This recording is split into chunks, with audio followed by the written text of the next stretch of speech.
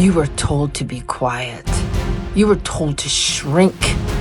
You were told that love meant pain. Here you are. Here you rise. Welcome to Powerful Woman Rising from Narcissistic Abuse. The show where we break the chains of narcissistic abuse, reclaim our power, and step into the unstoppable force we were always meant to be. I'm Azadeh, best-selling author, narcissistic abuse educator, and coach to high achievers.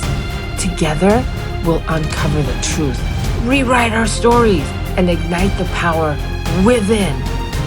It's time to rise, it's time to heal, and it's time to take your life back. Hey, you guys, welcome to another episode of Powerful Woman Rising from Narcissistic Abuse. I was gonna do a topic that I've changed my mind on. Actually, I feel like this is a more pressing topic that I want to talk about is let's first identify exactly what a powerful, overachieving powerhouse woman really is. What's the descriptions? But I'm going to start with what she's not. She's not stuck up. She's not masculine, more testosterone. She's not, doesn't necessarily mean that she's a lesbian. It doesn't mean any of those things. I'm going to tell you what an overachiever, powerhouse woman really is, truly is. She's an extrovert. She's ambitious. She has hyper empathy. She's tenacious. She has a thing in her that is driven to bond in all relationships. She has bonding. She has high bonding traits. She feels best when she's bonding. She needs reciprocity. She needs to understand.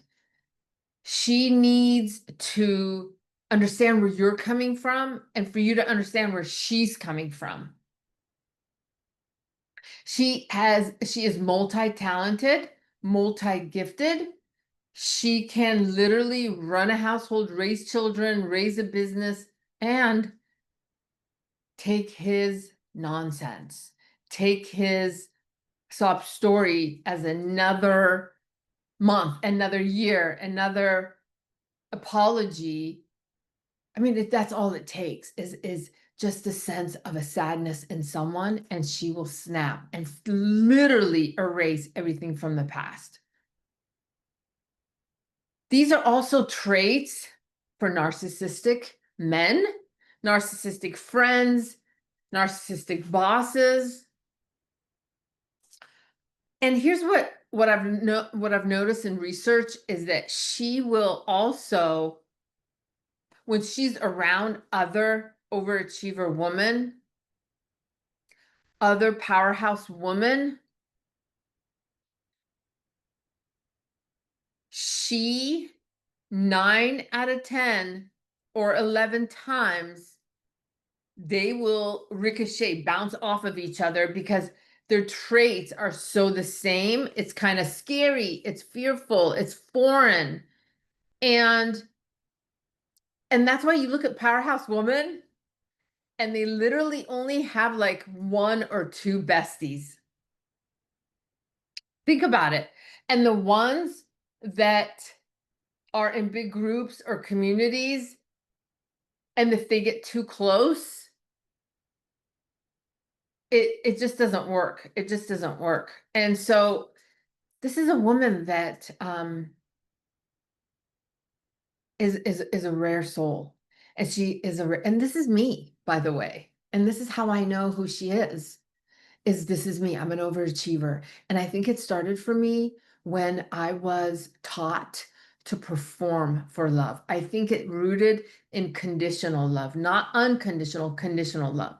I had to be and do to get love. And so that continued, that birthed an overachiever in me. So then I just became a performer, and then also having all of my talents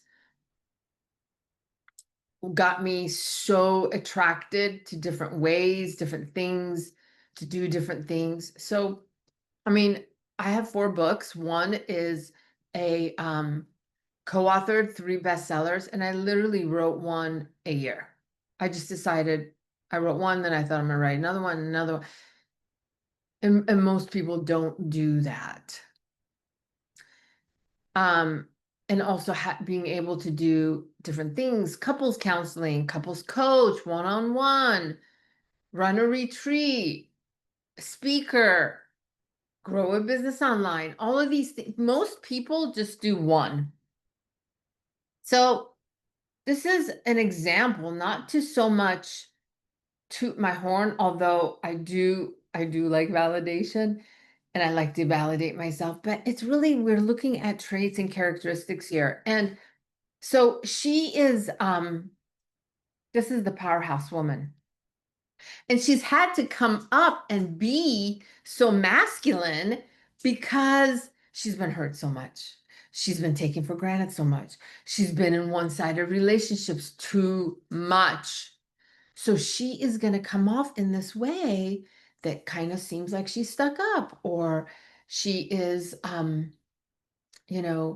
masculine, or just cold. And she's really not, because those are all walls. Those are all traits that she's had to develop from pain. And so what does it look like for her when with these traits, ambitious, tenacious, driven, loyal to a fault, all of these traits, what happens to her when she is trying to find love? So as a trauma informed, meaning not only am I certified and educated, also lived it, to try and find love is a minefield. And especially if there is been abuse or trauma in previous relationships, whoo, that is going to make it even more challenging, but more driven, if that even makes sense. Do you guys get that? That means like there's going to be another level of focus and a mission to conquer it.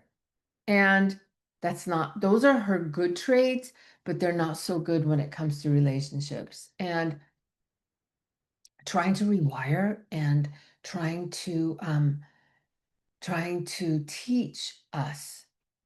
Hi, you guys, I wanted to share with you what life and the lightness of life, how it could feel if you do the work, if you do the healing, the true healing, the visceral healing, the emotional healing.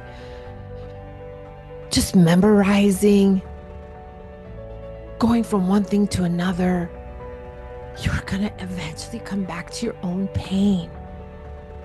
And I want to share this new launch that I'm doing. August 25th, it's going to come out. I'm only going to take a few, actually 4 people, where I literally am available for you through the whole transformation, the internal surgery, the spiritual surgery, what we need to do, that you are left with leaving the trauma behind and it's nothing but a memory. That's a promise, okay? That's how it is for me. I was not able to write my books. I was not able to be in a marriage if I was still in survival mode, holding on to pain and holding it down and trying to look good up front. So this is going to be in 10 weeks.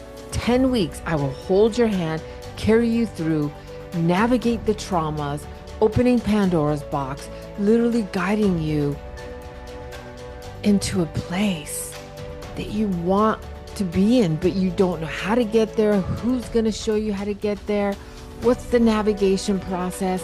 And it's not that hard. It's not that hard. What's hard is holding on, avoiding, actually sabotaging really good relationships because your trauma lens is still hijacking you. So August 25th, I'm launching this, and it's going to go out in email first. I want you to send me your email if you want first dibs. First dibs coming out August 25th, 2025 for 4 people. It's 10 weeks. And you literally get me more than anything else. Like any struggle, questions, problems, breakdowns, breakthroughs, pain, tears, whatever comes that I know because I walk through it, I will be holding your hand. I will be right there with you to show you the way, and that you're not crazy, and that you deserve to feel light and free in your world. So drop me your email, and let's use this gift of desperation, this gift of a crisis to your own advantage, so that you can actually really maybe even enjoy your holidays and enjoy walking in your body and in your skin, because that's what healing should look like. Not a memorization,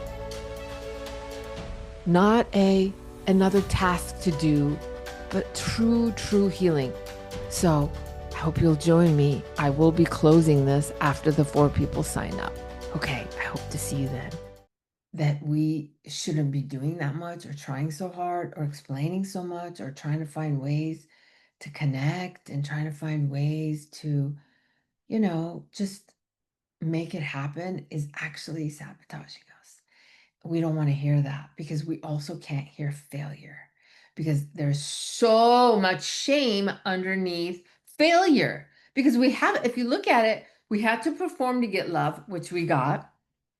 We've done all these things on the outside, raising kids, business, making money, so on. But in the relationship where there's love, trying to achieve love, and the traits that has gotten her and me so many of our success, that it's now not working in relationships, is painful, and it's really hard to see. We actually don't want to see it. We will keep running in the hamster wheel with the same um like ideas and forcing solutions and trying to figure it out. But I want to share that I myself love sparkling water. I myself have had problems in every relationship. Like, okay, so totally normal to have pain in relationships, right?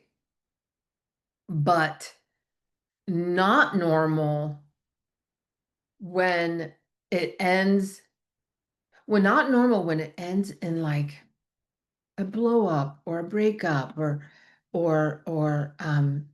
these highs and lows. I do understand that, and I do know that sometimes people have to leave our path for us to get to our next level, but they also don't have to be messy, and they don't have to be so catty and so smeary, if you will. So what's the answer? What's the way to get love? How do we grasp this emotion, being an overachiever and having trauma, relationship trauma or betrayal in the background? So a little bit about my story, you guys. I was just reflecting on an ex-boyfriend that I was with for 4 years. And I swear to God, too, he was my friend for a long time first. We were like drinking buddies. And then we ended up getting together and being with each other. And I remember back then, he had, he had a girl pregnant down the street. And I was so determined to get him to want me, love me, choose me. I would get hotel rooms down the street and get him alcohol and drink with him and do drugs with him just to get him to stay, just to get him to not go to her, just to get him to choose me. And the the level of participation in my destruction for love. Now, the F, like, so the characteristics of trying are good, but when you're trying in the wrong way or going too much or doing too much, that's when our own characteristics can turn against us. Think about it, right? Think about it. Driven to loyalty, driven to a fault in loyalty. So, thinking about relationships after trauma, thinking about how to navigate relationships after trauma. I'm telling you guys, from my 20s to now my very early 50s, I the only thing that I found that helped me and works is boundaries. And the boundaries, this is what's wild. This is what's crazy to even think that I've come to this place and this is my understanding. Boundaries have to be on my own impulsive, instinctual, powerhouse, overachiever traits. Not so much on them, although you may need to, but my boundaries are on my own traits. How much empathy I give, how much I try, how much I want to believe the BS, how much effort do I put in, what are my deal breakers, how much I think about them, and how much I make them a priority, and how much I keep tolerating and putting up with mean, abusive behavior. So, and that's not easy for us. It's not, because we have to go against our own makeup, our own design, our own the traits that make us feel happy when we are in them, the traits that have gotten us success, the traits that have gotten us so much. And so anyways, until next episode, think about what I said. Think about just think about having your own boundaries on your own traits is going to be the protection you need.